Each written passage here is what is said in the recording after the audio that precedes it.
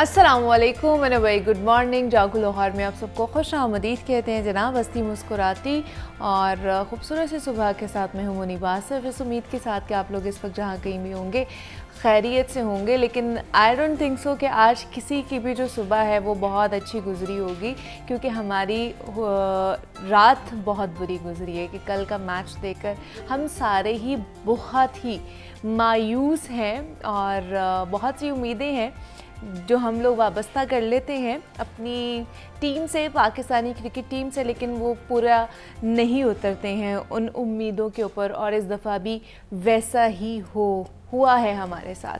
खैर कोई बात नहीं, हम फिर भी अपनी टीम को सपोर्ट करेंगे, हम फिर भी दोबारा से मैचेस देखेंगे जब भी वो लोग मैदान में उतरेंगे।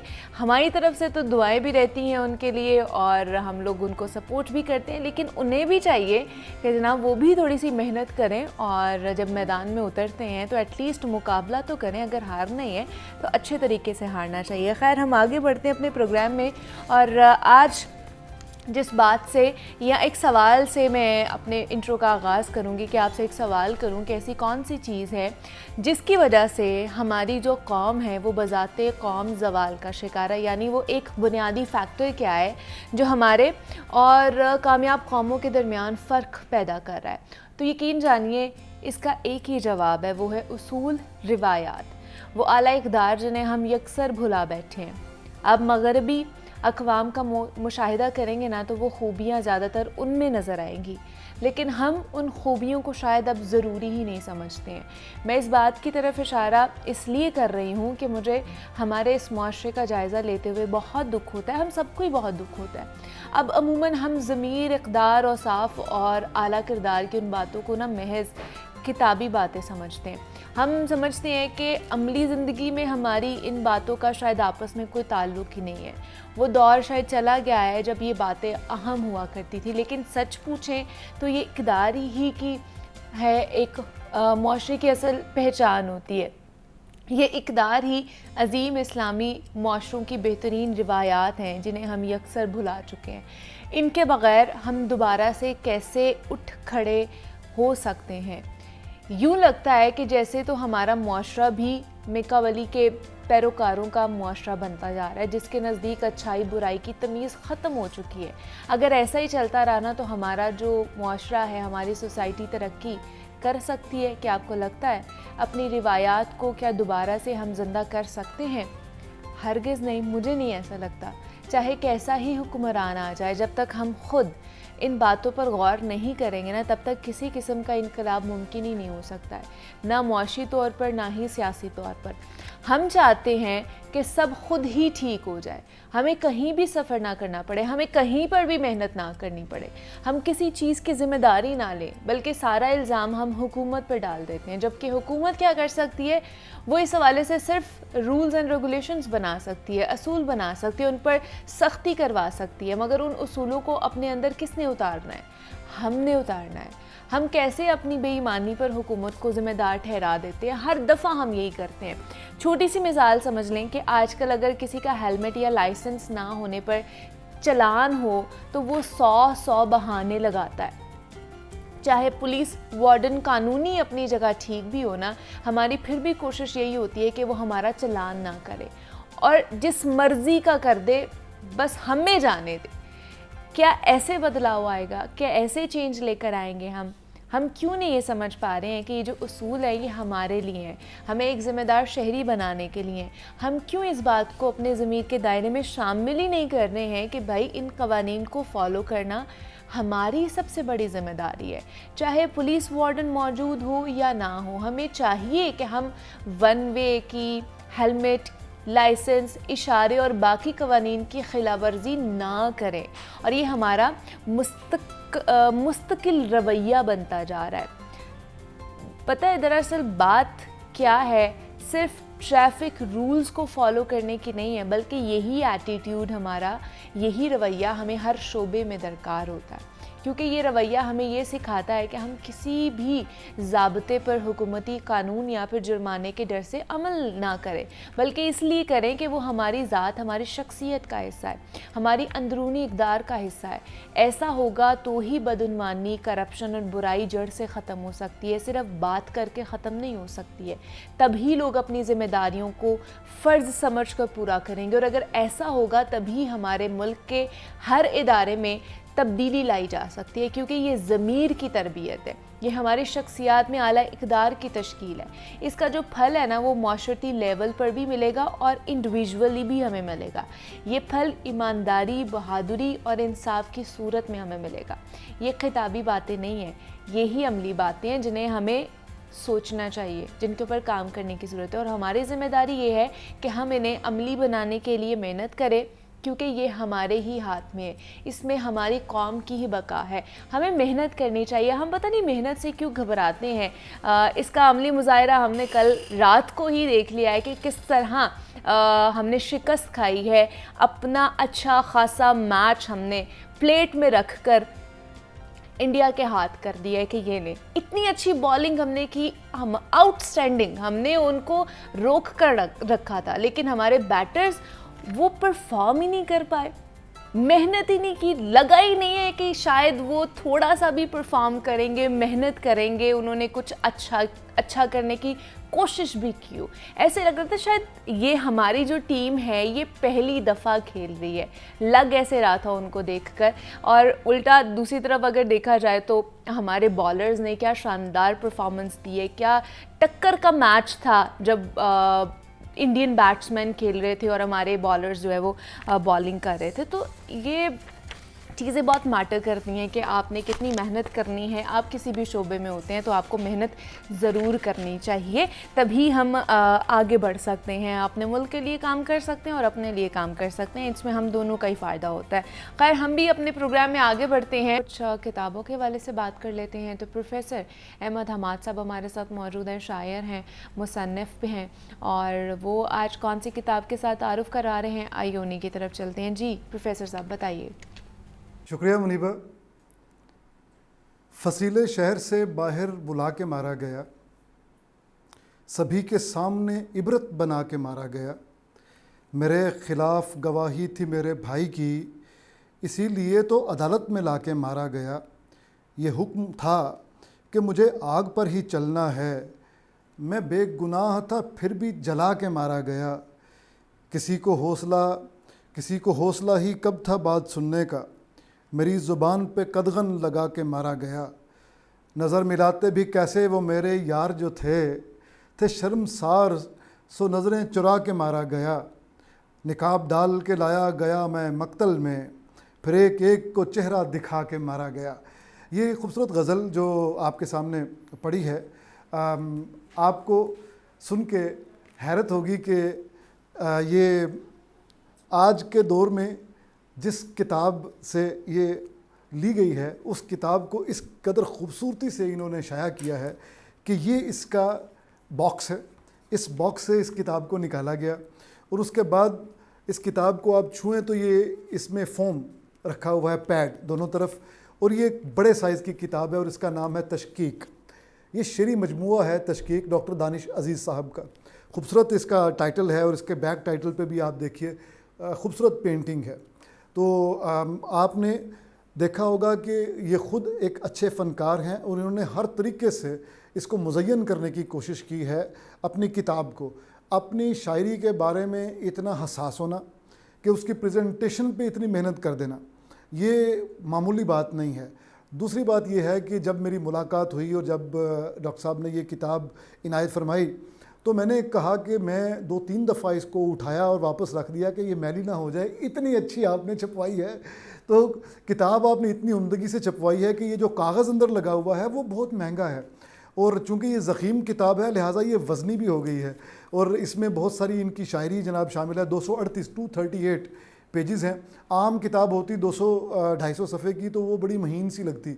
जो आजकल जिस पेपर पे शाया होती है किताब, जिसको हम कहते हैं वो जो न्यूज़ प्रिंट, उस पर छपती है, तो वो और तरह की होती है, लेकिन ये तो इन्होंने बाकायदा आर्ट कार्ड जैसे होता है उस पर शाया की हुई है। बहरहाल ये तो हो गई इनकी किताब की प्रेजेंटेशन की बात। हमारे दोस्त नाराज़ ना हो जाएं कि आम तौर पे जो नक़ाद हैं या मुबस्सिर हैं वो किताब की लिखाई छुपाई पे ज़्यादा बात करते हैं और उसके कंटेंट पे कम बात करते हैं। तो खाकसार का ये रिकॉर्ड है कि तकरीबन 98% जो बात होती है वो कंटेंट पे ही होती है, और जिस किताब को भी हम अपना ज़ेर बहस लाते हैं उसके कंटेंट पे ही बात करते हैं।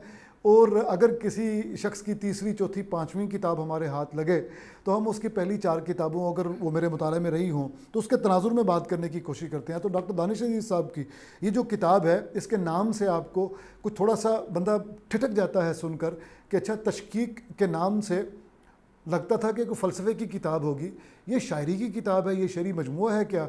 तो गोया नाम थोड़ा सा गैर शायराना है, लेकिन जब हम उसके बातन में उतरते हैं किताब के तो लगता है कि ये उन्होंने दुरुस्त नाम रखा है, क्योंकि इसमें आम जो कल्बी वारदात है और आम जो महसूसात हैं और आम जो मुशाहिदात हैं उसमें तफक्कुर जो है वो अंडर करंट के तौर पे पाया जाता है। इसलिए ये तशकीक जो है वो एक अमल है तशकीक का थ्रू आउट हर पेज पे, जिसकी वजह से इन्होंने इसका नाम ही तशकीक रखा। दानिश मेरे यकीन को तशकीक खा गई, मुझको दुआ की ऐन पे नुक्ता दिखाई दे। तो कैसा वो जो है ना, वो हम दुआ पढ़ते रहे और वो दगा करते रहे, सुना हुआ है ना आपने। तो ज़ाहिर है और जो बीच में लगाया है वो वज़न में नहीं है, तो मैंने वैसे आपको सुनाने के लिए, जैसे क्लियर करने के लिए यानी तशरीही अंदाज में उसको बयान किया है। बहरहाल coming back to the book, इसमें जो गज़लें हैं वो बड़ी शानदार हैं और गज़लों का जो तखस्सुस है वो उसकी रदीफ़ें हैं, लंबी रदीफ़ें, अनोखी रदीफ़ें, मुश्किल रदीफ़ें। और डॉक्टर साहब का कमाल ये है कि उन रदीफ़ों को इन्होंने निभाया बड़ी महारत से।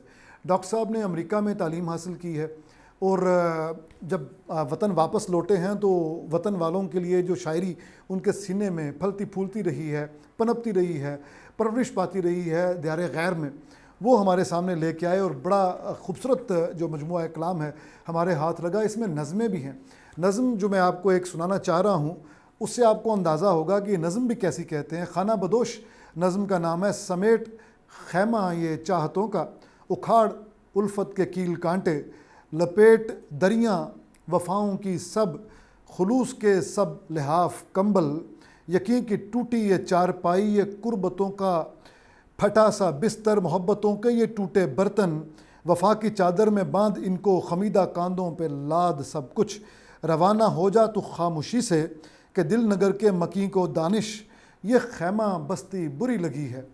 तो इनकी नज़में इस तरह ही की खूबसूरत, बड़ी टाइटली निटन और जो यानी कूज़े में दरिया बंद जो नज़म का तखस्सुस होना चाहिए।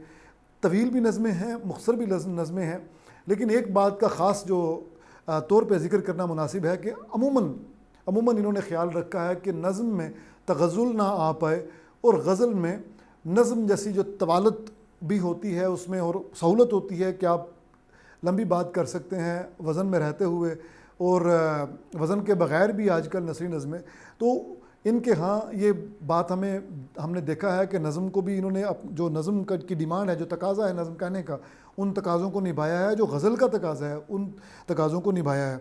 हमने ये देखा कि जैसे मैंने जिक्र किया लंबी रदीफ़ है, इसे तुम इश्क कहते हो, और इस तरह की जो लंबी रदीफ़ें हैं और नई नई रदीफ़ें ख़ुद से चूँकि तख्लीक़कार हैं, सन्नाई करते हैं, तो तरह तरह की हमें यहाँ पे जो है ना ये सन्नाई मगर झूठे दंगों की रज़ाकारी है। तो अल्लामा साहब ने तो ये फरमाया जो तहज़ीब जदीद के बारे में, तो ये सुच्चे और सच्चे नंगों की रज़ाकारी की है। ये सन्नाई जो है ये डॉक्टर साहब की सच्चे और सुच्चे नंगों की रज़ाकारी पर मुश्तमिल है। तो हम ये समझते हैं कि इनकी शायरी पे बड़ी बात हो सकती है, लेकिन एक बात जाते जाते मैं ये ज़रूर अर्ज़ करूँ कि ऐसे लोग जो अपने फ़न और अपनी रियाज़त पर बहुत सारा कीमती वक्त ज़िंदगी का लगा देते हैं और उस पर मुस्तज़ाद जब प्रेजेंट करने की बारी आती है तो उसकी प्रेजेंटेशन में भी अपनी जान जलाते हैं, अपना खून पसीना एक करते हैं, अरक रेज़ी से काम लेते हैं, बॉक्सेस बनवाते हैं, आर्ट पेपर पे शाया करते हैं, महंगा कागज़ लगाते हैं, फ़ोम लगाते हैं और ख़ूबसूरती से प्रेजेंट करते हैं। और कीमत क्या है उसकी? दुआएं। कीमत नहीं रखी है। तो ऐसे लोग कहना ये चाह रहा हूँ कि कीमती हैं हमारे दरमियान। शायरी का मयार क्या है ये तो आने वाला वक्त तय करेगा। हमारे तो दोस्त हैं, हम तो कहेंगे कि बहुत खूबसूरत शायर हैं, लेकिन अगर एक बेरहम नक्काद के तौर पे भी मैं ये जिक्र करूँ तो इनकी शायरी में इतनी जान है कि ये कागज़ पे सफ़र भी करने की सलाहियत रखती है। अगर डॉक्टर साहब ख़ुद मौजूद ना हो, आपकी हंसती मुस्कुराती जो शख्सियत है वो साथ ना भी हो, वो कॉम्प्लीमेंट ना भी कर रही हो किताब पकड़ाते हुए, तो भी इस शायरी में इतनी जान है कि ये कागज़ पर भी सफ़र कर सकती है, और यही बड़ा कॉम्प्लीमेंट है। लेकिन जिस तरीके से उन्होंने इस को बनाया, संवारा, सजाया इस किताब को, ये काबिल रश्क है, और मुझे इन पर रश्क आता है, और ये मैं समझता हूँ कीमती आदमी है दानिश साहब। ठीक है जी, प्रोफेसर अहमद हमाद साहब हमारे साथ मौजूद थे और आज की किताब के साथ उन्होंने हमारा तारुफ कराया है। प्रोफेसर साहब आज के लिए बहुत शुक्रिया। यहाँ पे एक छोटी सी ब्रेक लेते हैं और मिलते हैं इस ब्रेक के बाद।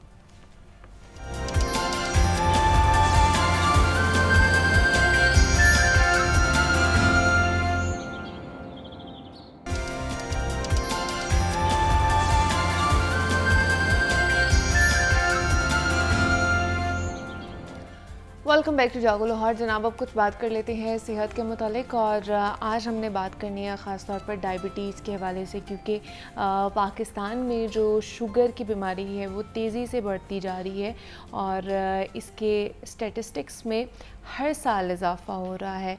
बल्कि यूँ कह लें कि हर 5 में से 3 जो अफराद हैं वो डायबिटीज़ का शिकार हो रहे हैं। स्टैटिस्टिक्स हमें ये बताती हैं। तो इसका मतलब है कि ये इतनी मूजी मर्ज़ है और इतना तेज़ी से फैलने वाला मर्ज़ है जिसको हमें अब प्रिवेंटिव मेजर्स की तरफ जाना चाहिए, अपनी डाइटरी हैबिट्स ठीक करनी चाहिए और इसको रोकना चाहिए।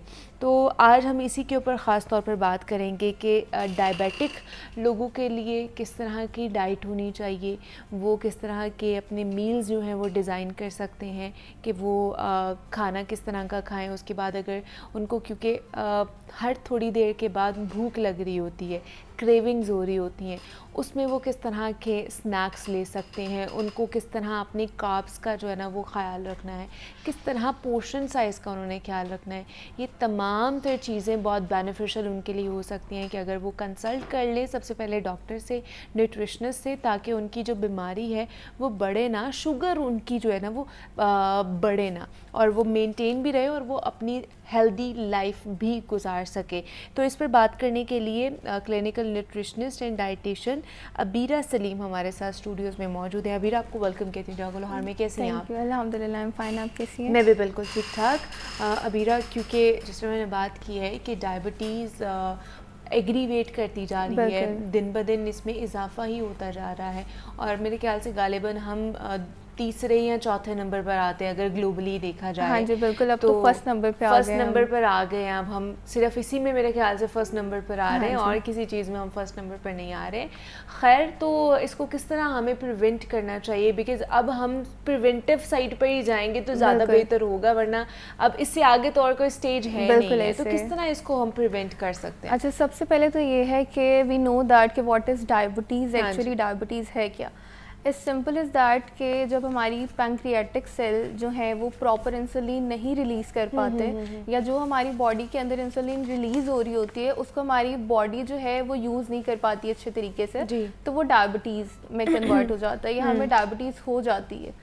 ठीक है, तो टाइप 1 डायबिटीज़ जो है उसको हम क्रॉनिक डिसीज़ भी कह सकते हैं, लेकिन इन माय सेंस या जो हम कहते हैं it's a modern lifestyle disease, कि हमारे मॉडर्न लाइफस्टाइल की वजह से या हमारे जो लाइफस्टाइल चेंजेस आ रहे हैं उसकी वजह से ये डिसीज़ होती है डायबिटीज़। तो इसको नो डाउट प्रिवेंट किया जा सकता है if we are talking about type 1 diabetes, type 2 diabetes और टाइप 3 डायबिटीज़। अच्छा, तो टाइप 1 डायबिटीज़ में ये प्रिवेंटेबल है very easily, because type 1 diabetes में हमारे पास कुछ सिम्टम्स आ जाते हैं जिसको हम डायग्नोज बहुत इजीली कर सकते हैं कि आपको टाइप 1 डायबिटीज़ है या नहीं है। उसमें हमारे पास कुछ सिम्टम्स हैं जैसे थर्स्ट, प्यास का बहुत ज़्यादा लगना। ओके, ठीक है। उसके अलावा है ब्लरी विजन, कि अगर आपको ब्लरी नज़र आ रहा है। और एक बहुत इंपॉर्टेंट हमारे पास सिम्टम्स हैं कि विदाउट ट्राइंग आपका वेट लॉस हो रहा है। मतलब you are not trying, some people are trying to weight loss, उनका वेट ज़्यादा होता है, वो ट्राई करते हैं वेट लॉस करने के लिए, तो this is a very important symptom जो हमें देखना चाहिए कि कहीं ऐसा तो नहीं हो रहा कि आप ट्राई नहीं कर रहे फिर भी आपका वेट लॉस हो रहा है, तो तभी भी आपको ध्यान करना चाहिए, देखना चाहिए कि कहीं आप टाइप 1 डायबिटीज़ की तरफ तो नहीं आ रहे। टायर्डनेस होना और फ्रीक्वेंट यूरिनेशन होना, ज़्यादातर रात में जब आप सो रहे हैं और आप बार बार उठ रहे हैं, कुछ लोगों को ये सिम्टम नजर आता है, नो डाउट कि जब वो रात को वो इग्नोर कर देते हैं, वो इग्नोर कर रहे होते हैं कि जब वो रात को सो रहे होते हैं तो उनको बार बार फ्रीक्वेंट यूरिनेशन आती है। This is a symptoms of type 1 diabetes और डायबिटीज़। ठीक है, ये टाइप 1 डायबिटीज़ के हो सकते हैं। यूजुअली तो हमें पता है कि टाइप 1 डायबिटीज़ है, यहाँ पे टाइप 2 डायबिटीज़ है, तो आपने आज बताया टाइप 3 डायबिटीज़ भी है, वो कौन सी डायबिटीज़? अच्छा, टाइप 3 डायबिटीज़ में ऐसा होता है कि कुछ डायबिटीज़ होती है जो मतलब इंस्टेंस ऑफ प्रेगनेंसी हो जाती है, ठीक है, हाँ। वो एक अलहदा है कि आप उसको बाद में प्रिवेंट भी कर सकते हैं, बिकॉज प्रेगनेंसी के अंदर आप intake of different fruits, vegetables, sweets और इस तरह की चीज़ें ले रहे होते हैं। टाइप 3 डायबिटीज़ में ये है कि वो उस टाइम पे आके प्रिवेंटेबल मेजर्स अगर हम उसको करें तो वो कम क्योरेबल की तरफ जाता। मतलब उस टाइम पे आपकी kidneys because of the intake of medicine, because of the intake of insulin, because of the bad lifestyle, आपकी डायबिटीज़ थोड़ी आगे चली जाती है, जिसको हम टाइप 3 डायबिटीज़ कहते हैं कि जब आपकी किडनी बहुत ज़्यादा इफेक्ट हो जाती है, जब आपके पेंक्रियाटिक सेल जो है वो बहुत ज़्यादा वीक हो जाते हैं, इंसुलिन प्रोड्यूस नहीं कर पाते। अच्छा। तो वो जो पेशेंट हैं वो थ्रू आउट लाइफ जो है वो इंसुलिन पे रहते हैं। वो लोग जो है।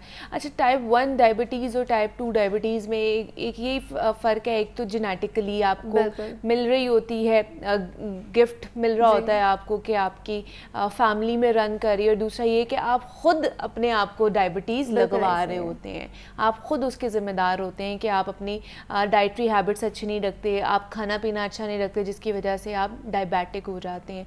तो क्या दोनों में एक ही जैसी हमें एहतियात बरतनी चाहिए, एक ही जैसा हमें खाना और बाकी चीज़ों के हवाले से करनी चाहिए, प्रिवेंटिव मेजर्स लेने चाहिए?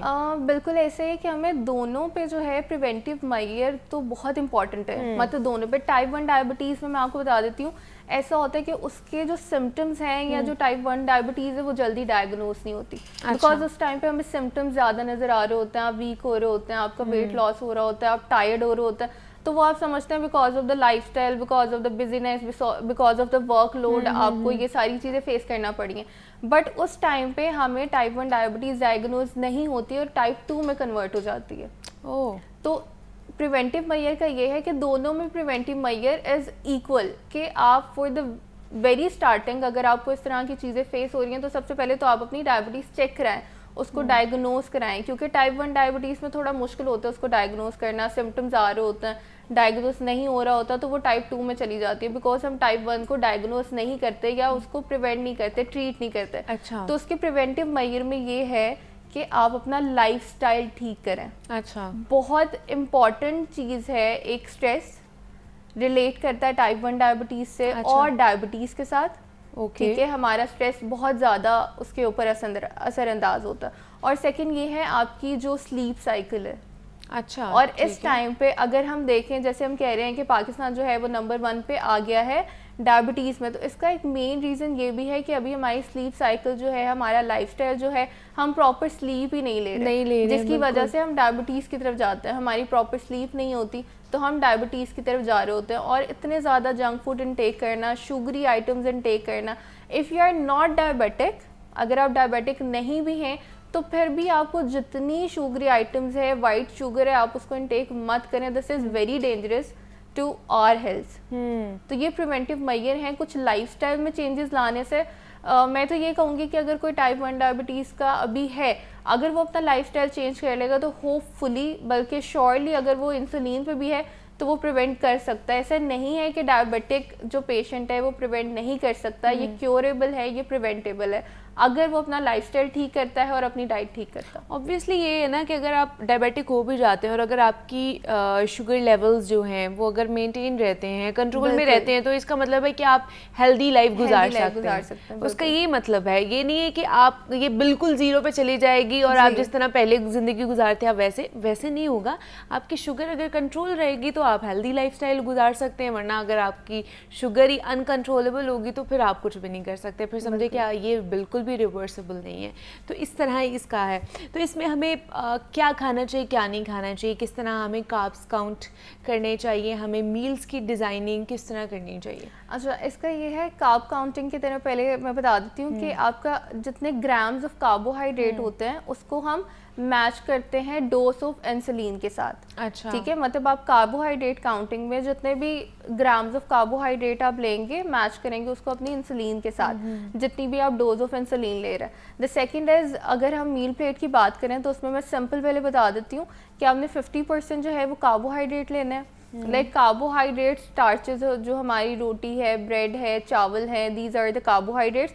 25% is protein and 25% is vegetable. उसके अंदर like different type of vegetables आ जाते हैं। प्रोटीन में डिफरेंट ऑप्शंस हैं, फिश की ऑप्शन है, एग है, लेंटल्स हैं, हमारी दालें हैं, चिकन है, मीट है, मटन है, these are the all option of protein. और हमारे पास जो कार्बोहाइड्रेट है उसमें आप चावल, रोटी, ब्रेड, इस तरह की चीज़ें इनटेक कर सकते हैं। बाकी अगर हम रूटीन वाइज आएँ कि आपने प्रॉपर दिन में क्या लेना है, जिस तरह आपने बताया कि डायबिटिक पेशेंट जो होता है उसको क्रेविंग होती है, उसको मतलब अगर हम मेजर मील्स जो हमारी 3 हैं, ब्रेकफास्ट है, लंच है और डिनर है, तो उनको इंस्टेड ऑफ इन 3 मील्स के दरमियान में भी they want to eat snack और कुछ भी और उनको खाना चाहिए। तो उसमें यह है कि मेजर मील में जो है वो आप अच्छी डाइट इनटेक करें। आप ओट मील ले सकते हैं, दलिया ले सकते हैं, उसके साथ फ्रूट ले सकते हैं। लेकिन डायबिटिक पेशेंट के लिए ये इंपॉर्टेंट है कि वो दिन में जो है एक फ्रूट ही इनटेक करे।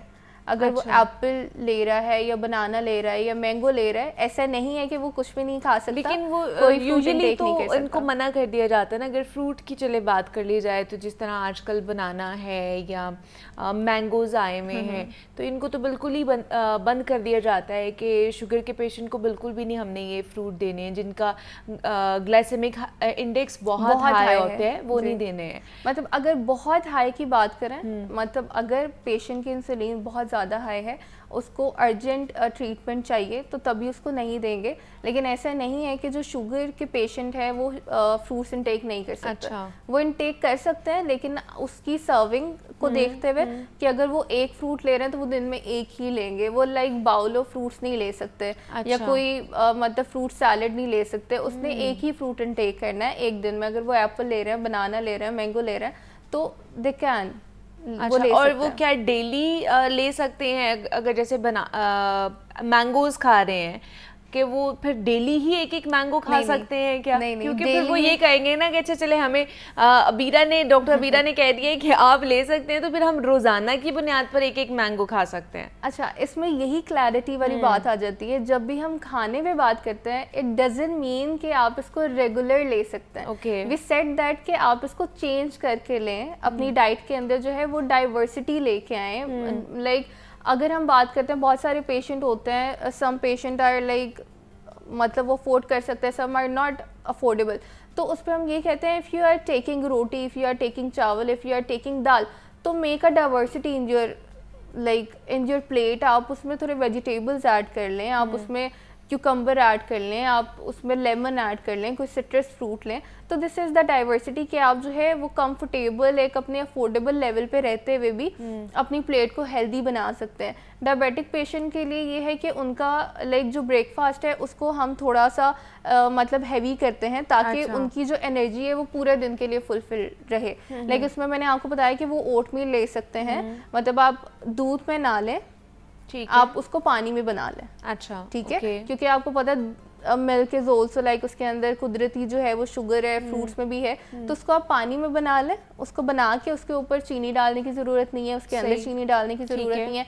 आप उसके ऊपर जब बन जाएगा उसके ऊपर अ लिटिल ऑफ हनी, और जो भी आप दिन में एक फ्रूट इनटेक कर रहे हैं उसको स्लाइस्ड करके उसके ऊपर रख लें, ताकि वो आपको, अगर आप हफ्ते में 3 दफ़ा ले रहे हैं तो वो आपको इरिटेट ना करे कि this is the same diet और आप उसको इग्नोर कर रहे हो। तो वो एक हेल्दी ब्रेकफास्ट है।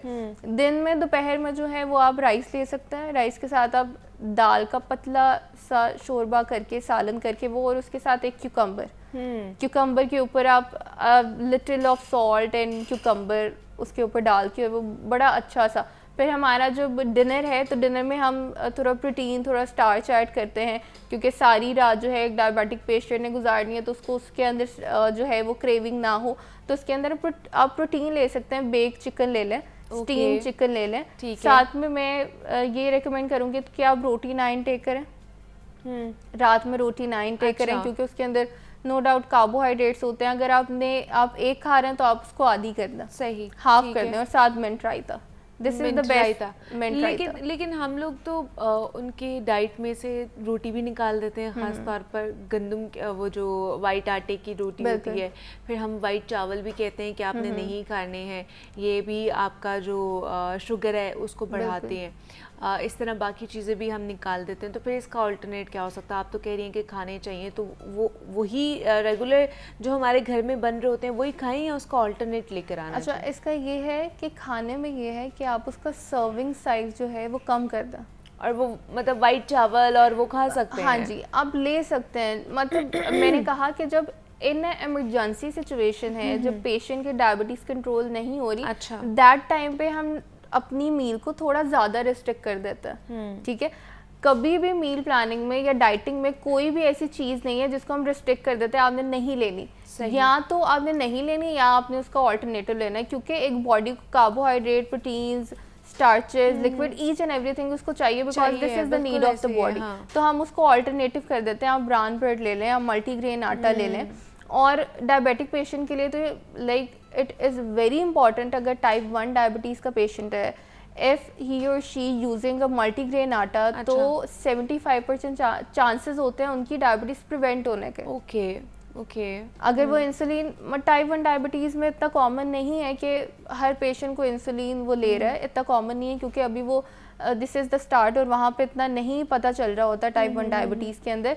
तो टाइप 1 डायबिटीज़ में अगर आप अपना जो आटा है वो चेंज कर लेते हैं, अपनी डाइट में थोड़ी सी डाइवर्सिटी लेके आते हैं और अपनी फिजिकल एक्टिविटी को ज़्यादा कर लेते हैं, तो टाइप 1 डायबिटीज़ आपकी वहीं पे प्रिवेंट हो जाएगी विदाउट एनी टेकिंग मेडिसिन और इंसुलिन। कि आप सिर्फ अपनी डाइट को जो है ना वो बेहतर कर लें। बिल्कुल। अच्छा, और जिस तरह हम फ्रूट्स की बात कर रहे थे कि अब गर्मियाँ हैं, तो जैसे फ्रूट्स का भी इंटेक करना चाहिए, हम भी हेल्दी पर्सन भी करते हैं, उनको भी करना चाहिए।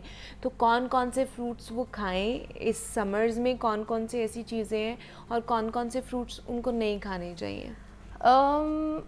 मतलब जितने भी हमारे फ्रूट्स हैं सब ही जो है वो नेचुरली उसके अंदर शुगर है, सब फ्रूट्स के अंदर, तो नॉट रिस्ट्रिक्टेड। हाँ, मैंगो के अंदर ज़्यादा होती है, तो आप उसको थोड़ा सा अवॉइड करें कि आप उसको ज़्यादा ना इनटेक करें। एप्पल है आपके पास, आड़ू है, अमरूद है, इस तरह के जितने भी फ्रूट्स हैं आप उसको ले सकते हैं, मतलब आप उसको इनटेक कर सकते हैं। हाँ, ऐसी रिस्ट्रिक्शन ही वाटरमेलन है, आप उसको इनटेक कर सकते हैं।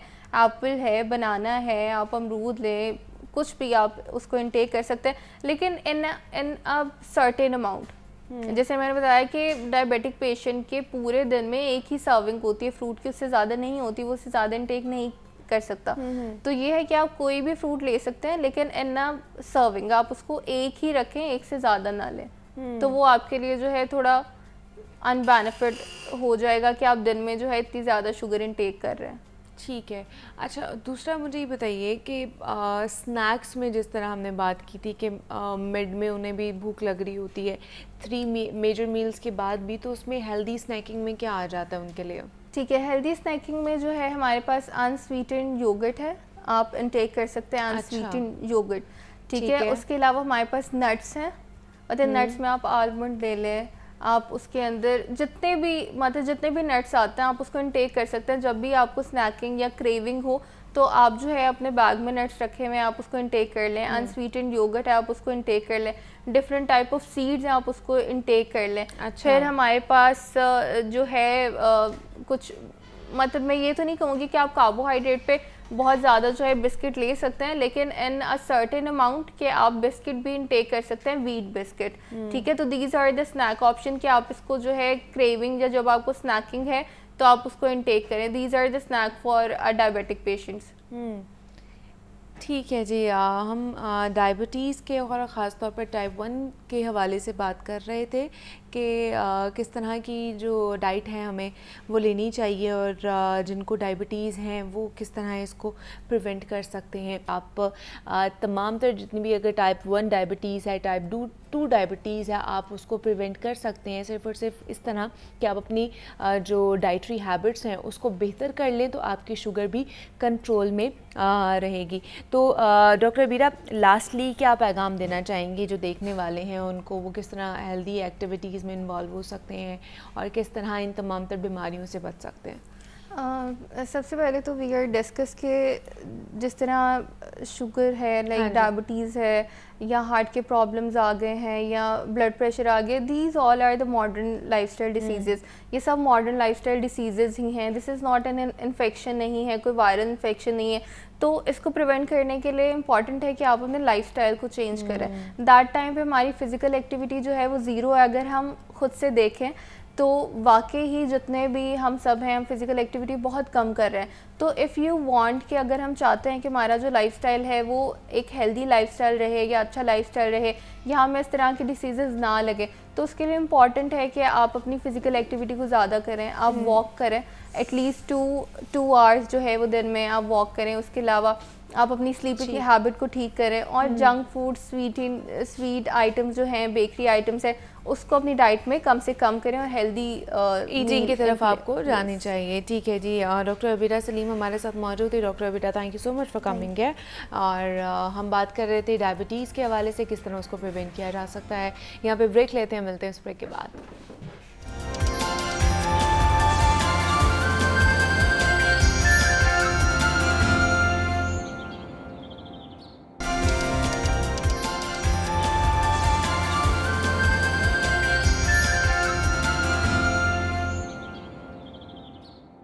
वेलकम बैक टू जागो लाहौर। और जनाब, अब कुछ बात कर लेते हैं नौजवानों की सेहत के हवाले से, और ख़ास तौर पर कि उन्होंने फ़िज़िकली किस तरह फ़िट रहना है, अपने पट्ठों की, अपने जोड़ों का किस तरह ख्याल रखना है, अपनी हड्डियों का ख्याल किस तरह रखना है। बिकॉज़ अगर हमारी फ़िज़िकल एक्टिविटी नहीं होगी और हमारी जो डाइट अच्छी नहीं होगी, तो हमें मुख्तलिफ़ बीमारियों का शिकार भी हम हो सकते हैं। जिसमें आजकल जिस तरह का हमारा लाइफस्टाइल होता जा रहा है, हमारी रिमोट जॉब्स होती जा रही हैं, अगर हम ऑफिस में भी जाते हैं तो हमारा ज़्यादातर बैठने का काम होता है, जिसकी वजह से ख़ास तौर पर जो यंगस्टर्स हैं उनमें पट्ठों की, जोड़ों की, हड्डियों की दर्द का जो शिकायत है वो बढ़ती ही जा रही हैं।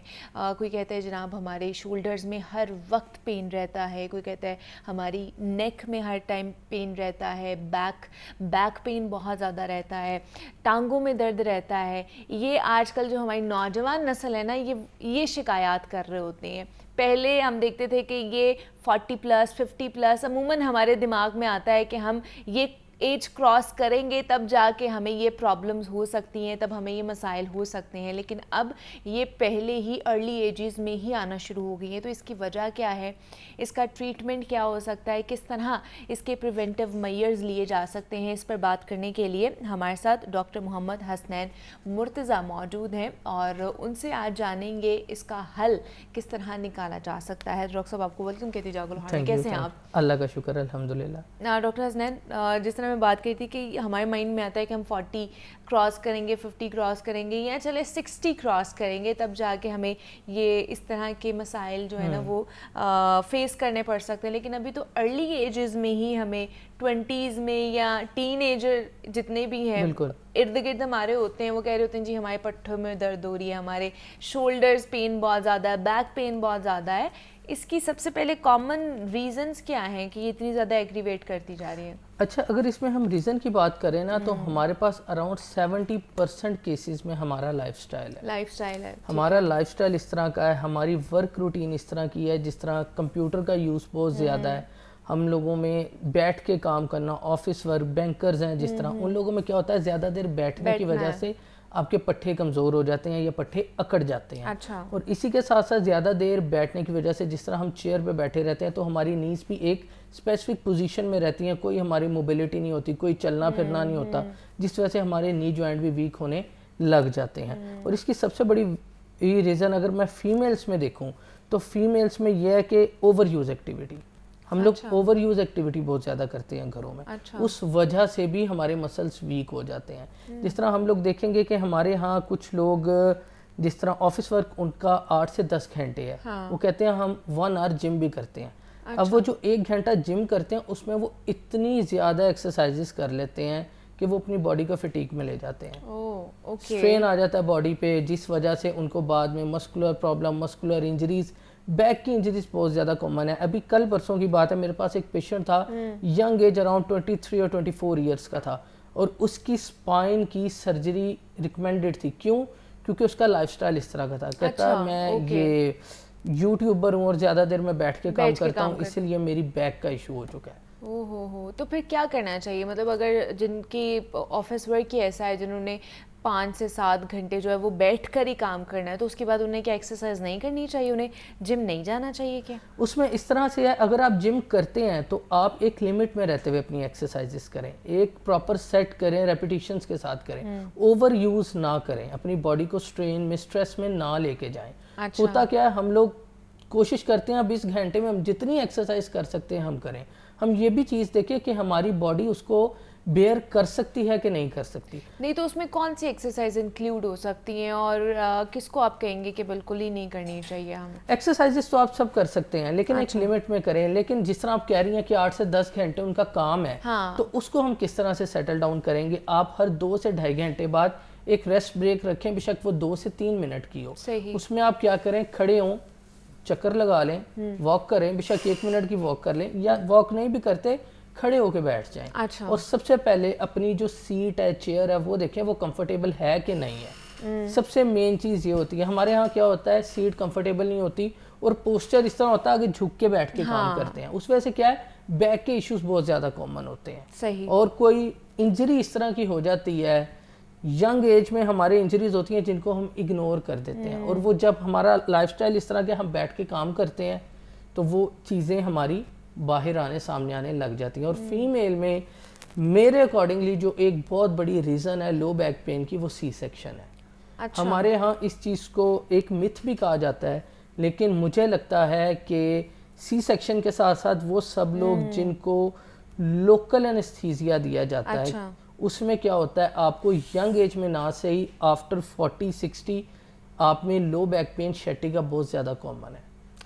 और फीमेल में 90% जिनके सी सेक्शन हुए हैं, हमारे पास पेशेंट आते हैं, हम उनसे पूछते हैं, शैटिका के साथ आती हैं, और sciatica is not a diagnose, sciatica is a symptom. इसमें हम देखेंगे कि आगे इसका डायग्नोज क्या है, लेकिन जब हम उनसे पूछते हैं तो उनकी हिस्ट्री में सी सेक्शन ज़रूर होता है, ज़रूर होता है। तो ये सबसे बड़ी कॉमन कॉज है वुमेन्स में। लेकिन ये तो आफ्टर मैरिज आ गया, आफ्टर बर्थ आ गया ना, उससे पहले भी यंग टीनेजर्स में भी और बच्चियों में भी ये चीज़ पाई जा रही होती है। कमर दर्द हो रही है जी, शोल्डर्स पेन बहुत ज़्यादा है, पट्टों में दर्द बहुत ज़्यादा है, टांगों में दर्द बहुत ज़्यादा है, लेथार्जिक फील हम कर रहे होते हैं, तो उसकी क्या वजह लगती है आप? इसकी सबसे बड़ी रीज़न है स्ट्रेस। स्ट्रेस इसमें सबसे बड़ी, फीमेल में अगर हम देखें, यंग में तो स्ट्रेस सबसे बड़ी रीज़न है। हम लोग स्ट्रेस लेते हैं जिसकी वजह से हमारी बॉडी में जो हमारा ब्लड फ्लो होता है टुवर्ड्स एक्सट्रीमिटीज़, हमारी बाजुओं और टांगों की तरफ होता है। हमारा सेंट्रल पार्ट जो होता है उधर प्रॉपरली ब्लड का फ्लो नहीं होता। और दूसरे नंबर पे अगर हम देखें तो हमारी डाइट, अगर हम कंपेयर करें, जिस तरह हमारे जो इस टाइम 70s या 80s में लोग हैं, वो क्या कहते हैं कि जब हम आपकी एज में थे तो हम इतना काम कर लेते थे, आप ये नहीं कर पाते। अब इसमें आप देखें हमारे लाइफस्टाइल में, उनके लाइफस्टाइल में ज़मीन आसमान का फ़र्क था। अब आप देखें, हम लोग क्या है, बैठ के काम करते थे, वो प्रॉपर काम करते थे, उनकी एक रूटीन थी। हम लोग क्या करते हैं, हम जितना इनटेक करते हैं उतना हमारा वर्कआउट नहीं है। आपको उतनी स्वेटिंग भी होनी चाहिए जितना आप खा रहे हैं। हमारे यहाँ खाते हैं, बैठ जाते हैं और फैट बढ़ता रहता है। इसलिए वॉक अपनी रूटीन में ऐड करनी चाहिए, हमें एक्सरसाइजेज अपनी रूटीन में ऐड करनी चाहिए, लेकिन एक हद में रह के करनी चाहिए। अच्छा, जैसे अब आपने वो जो पहले वाला पॉइंट था ख़वातीन के हवाले से, वो बड़ा अच्छा उसको डायग्नोज भी किया है, तो फिर क्या करना चाहिए अगर आफ्टर मैरिज या आफ्टर बर्थ सी सेक्शन हो गया, बैक पेन अब होना शुरू हो गई है, तो उन ख़वातीन को अब आप क्या सजेस्ट करेंगे, वो क्या कर सकते हैं? उन ख़वातीन को सबसे पहले मैं ये सजेस्ट करूँगा कि अपनी रूटीन को आप एक रेगुलर बेस रूटीन बना के चलें। मतलब कि अगर आप कोई काम कर रही हैं, आपने ज़्यादा झुकना नहीं है, ज़्यादा ज़मीन पर नहीं बैठना, और अगर आपको सिम्टम्स जैसे ही आते हैं आपने उसी टाइम अपने नियरेस्ट डॉक्टर से कंसल्ट करना है, ना कि उसे इग्नोर करना है। और दूसरे नंबर पे आप कुछ एक्सरसाइजेज होती हैं जिनको कहा जाता है मैकेंजी एक्सरसाइजेज। अच्छा, उसमें क्या होता है, आपने लेट के अपनी दोनों नीज को बेंड करके अपनी कमर को उठाना होता है, अच्छा, और सीधा लेट के अपनी टांग को उठाना होता है, उठा के उसे रोक के रखना होता है। ओके, ये इन एक्सरसाइजेस का नाम है मैकेंजी एक्सरसाइजेस। अगर हम मैकेंजी मैकेंजीज को देखेंगे तो ये सब एक्सरसाइजेज अराउंड 8 to 10 एक्सरसाइजेज हैं, ये सब उसमें आती हैं। तो हम इनको अपनी यंग एज में स्टार्ट कर लें तो इससे क्या होगा, हमारे जो पैरास्पाइनल मसल्स हैं, हमारे बैक के जो मसल्स हैं, उनकी स्ट्रेंथनिंग होगी और लोड कम से कम आएगा, बैक पेन के चांसेस बहुत कम हो जाएंगे। अच्छा, ठीक है। और दूसरा ये जैसे बहुत से लोग कहते हैं जी हमारे शोल्डर पेन है, नेक में पेन रहती है और बहुत ज़्यादा रहती है, हर टाइम ही हो रही होती है, फ्रोज़न शोल्डर्स हो जाते हैं, और इसकी क्या रेमेडी हो सकती है? इसमें सबसे पहले हम ये देखेंगे, जिस तरह मैंने बताया था स्ट्रेस का, स्ट्रेस के साथ साथ अगर हम दूसरा फैक्टर देखें तो वो excessive use of mobile phone है। मोबाइल फ़ोन का ज़्यादा इस्तेमाल, गर्दन झुका के इस्तेमाल करना। और तीसरी अगर हम चीज़ देखेंगे, पिलो या तो बहुत ज़्यादा ऊंचा लेना या बहुत ज़्यादा नीचा लेना। अच्छा, पिलो हमेशा आपको इस तरह लेना चाहिए कि आपकी बॉडी और आपकी नेक एक पोजीशन पे आ रही हो, ना आपकी गर्दन ज़्यादा ऊंची हो ना ज़्यादा नीची हो। उसमें क्या होता है, आपकी नेक में आके नर्व कंप्रेशन स्टार्ट हो जाती है, जिसकी वजह से आप जब सुबह सो के उठते हैं आप कहते हैं हमारा हाथ सुन्न हो रहा है, हमारी बाजू सुन्न हो रही है। तो ये सिम्टम बहुत ज़्यादा कॉमन आपको देखने को मिलते हैं उन लोगों में। अच्छा, तो उन लोगों में यही मेरी एडवाइस है कि अपनी नेक को मूव करते रहें। सबसे पहले अपने लाइफ स्टाइल को आप बेहतर करें। मोबाइल फ़ोन अगर आपने यूज़ करना है, आप इस तरह भी यूज़ कर सकते हैं, ना कि आप इस तरह गर्दन झुका के इस्तेमाल करें। आप पिलो सही लें, ना ज़्यादा इस तरह का पिलो ले जिसके अंदर बिल्कुल नेक चली जाए। आजकल हमारे पिलो चले हुए उसके अंदर गर्दन चली जाती है, उसकी वजह से नेक आपकी बहुत पेन करती है। ठीक है, नेक पेन इस वजह से बहुत ज़्यादा कॉमन है। और जिस तरह अगर हम फ्रोजन शोल्डर की बात करें, फ्रोजन शोल्डर में क्या होता है, ओवर यूज एक्टिविटी की वजह से या एक्टिविटी ना होने की वजह से फ्रोजन शोल्डर होता है। जिस तरह हमारे घर में ख़वातीन है वो कटिंग बोर्ड पे बहुत ज़्यादा करती हैं। अब रिपीटेड मूवमेंट्स की वजह से एक शोल्डर की मूवमेंट है वो एक पोजीशन में हो जा रही है, तो आपकी स्वेलिंग हो जाती है जॉइंट में, जिस वजह से फ्रोजन शोल्डर के 3 फेजेस होते हैं, फ्रीज, फ्रोज, थॉइंग।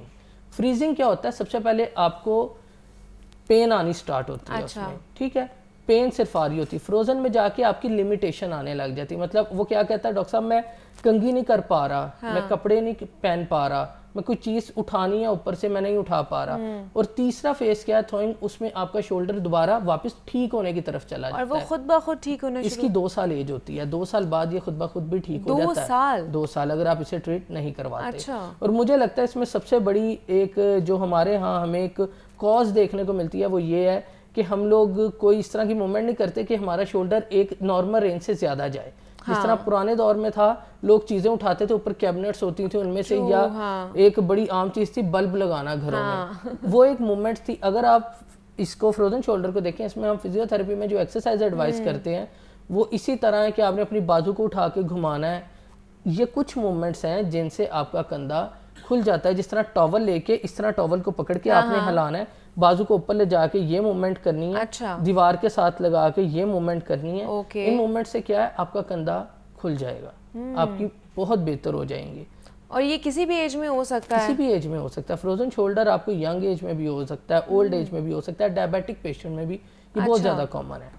ओके। और ये कहते हैं जी आपके अंदर कुछ ऐसी डेफिशिएंसीज भी होती हैं जिसकी वजह से भी आपके पट्ठों में दर्द या ये जोड़ों में दर्द होता रहता है, वाकई ऐसा है? बिल्कुल इसी तरह। अब इसमें हमारे यहाँ क्या, हम लोग की डाइट ऐसी है, हम फ्रूट से दूध से बहुत ज़्यादा दूर जा चुके हैं। हमें अपनी डाइट में इन चीज़ों को बहुत ज़्यादा ऐड करने की ज़रूरत है, क्योंकि हमारी बॉडी को जो न्यूट्रिएंट्स चाहिए हैं, अब हमारे यहाँ अगर 100 लोगों का आप विटामिन डी टेस्ट करवाएंगे तो 96 का जो है वो आपको डेफिशिएंसी मिलेगी।